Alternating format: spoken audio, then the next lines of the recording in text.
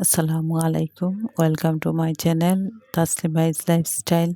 আশা করি আপনারা সকল ভালো। আলহামদুলিল্লাহ, আমিও ভালো আছি। আজ বানাইমু রুই মাছ দিয়া মুখির তরকারি লাগি যা যা লাগছে নিচে রুই মাছে হলুদ মরিচ লবণ দিয়া তেল একটু বাইজা নিছি। আর কিছু মুখি আছে বাকল এমনি উঠতে চায় না, তাই সিদ্ধ করে নিলাম গিয়ে। সিদ্ধ করলে বাকল খুব সুন্দর চুলানো যায়। এর লগে মশলা নিছি, পেঁয়াজ, মরচর গুঁড়া, হলুদ, বাখরর গুঁড়া আর পরিমাণ মতো লবণ।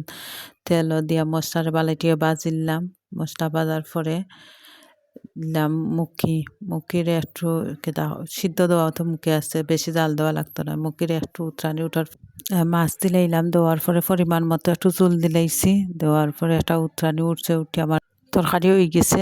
খাইতে যে মজা আছে আর পালা তখন।